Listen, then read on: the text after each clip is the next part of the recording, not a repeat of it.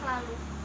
Pada kesempatan kali ini, perkenankan saya, Hasna Imtiaz Hanifah, untuk mengemukakan sedikit informasi atau insight terkait Porter Business Model, yakni cost leadership, kemudian diferensiasi, dan fokus strategi. Apa sih perbedaan dari ketiga jenis model tersebut?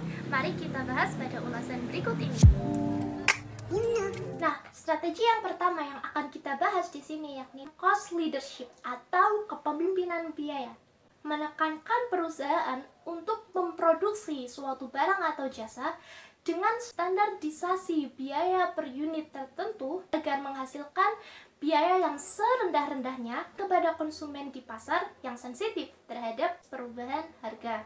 Agar strategi cost leadership ini dapat berhasil, teman-teman, maka perusahaan harus mampu memastikan bahwa total seluruh biaya yang dikeluarkan pada seluruh kegiatan perusahaan bisa lebih rendah dibandingkan dengan total biaya yang dikeluarkan oleh perusahaan pesaingnya.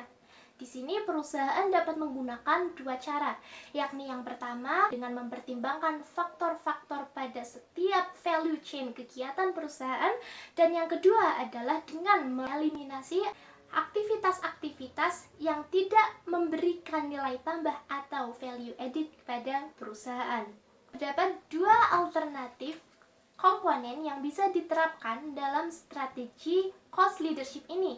Yang pertama yakni strategi low cost, dan yang kedua yakni strategi best value, di mana perbedaan keduanya terletak pada penawaran perusahaan kepada konsumen terkait dengan biaya yang serendah-rendahnya atau pada nilai pasar yang terbaik.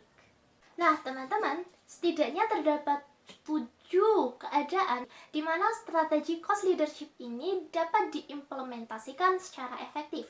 Yang pertama, yakni ketika persaingan harga produk di pasar itu ketat. Yang kedua, yakni apabila di pasar tersedia produk-produk seragam. Yang ketiga, terdapat beberapa cara untuk mencapai diferensiasi produk. Yang keempat adalah bila konsumen dapat dipastikan menggunakan produk-produk yang serupa. Yang kelima, terdapatnya sedikit biaya yang dikeluarkan oleh konsumen untuk berpindah dari satu penjual ke penjual yang lain. Yang keenam, yakni pembeli sekaligus pangsa pasar yang dituju itu besar dengan daya tawar yang cukup signifikan.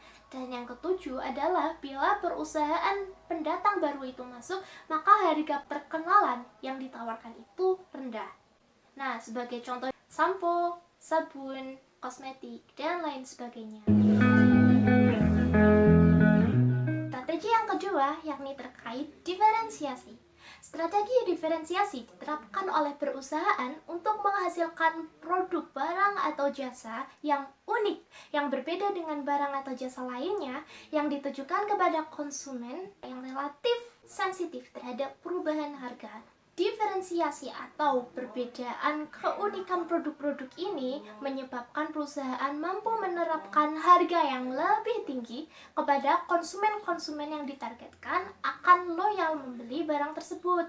Akan tetapi, resiko yang bisa muncul terkait penerapan strategi diferensiasi ini adalah tidak seluruh konsumen itu dapat menjustifikasi harga yang tinggi yang ditetapkan perusahaan sebagai suatu nilai dan kualitas yang baik, dan juga adanya kemungkinan bahwa perusahaan kompetitor itu dapat meniru atau memodifikasi fitur-fitur yang diterapkan perusahaan untuk melakukan diferensiasi produk. Agar strategi diferensiasi pada produk ini bisa dilakukan secara efektif, terdapat setidaknya 4 hal yang bisa dipertimbangkan perusahaan, yakni ketika yang pertama, terdapat banyak cara perusahaan melakukan diferensiasi produk dan menilai bahwa perusahaan tersebut bisa memberikan nilai yang baik kepada konsumen. Yang kedua, yakni ketika perusahaan mengetahui bahwa konsumen memiliki kebutuhan yang beragam.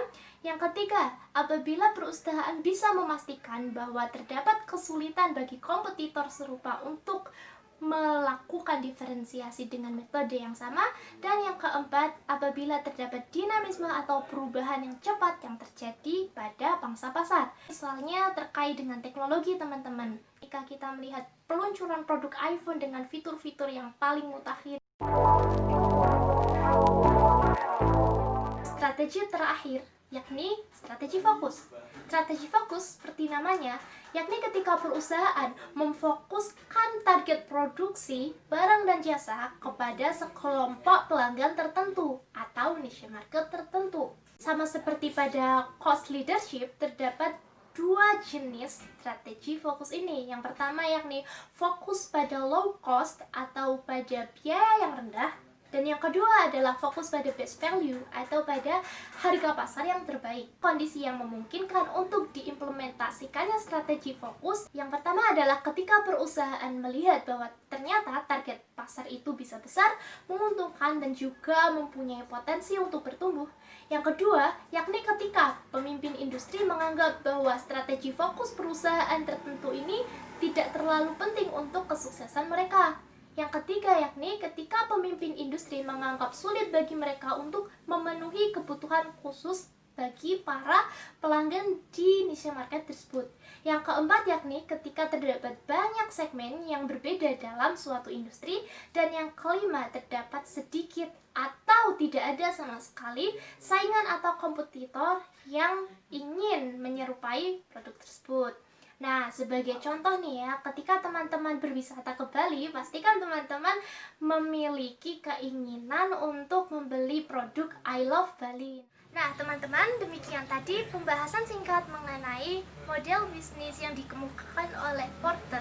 Semoga informasi yang saya berikan bisa bermanfaat buat teman-teman semua ya. Terima kasih. Assalamualaikum warahmatullahi wabarakatuh.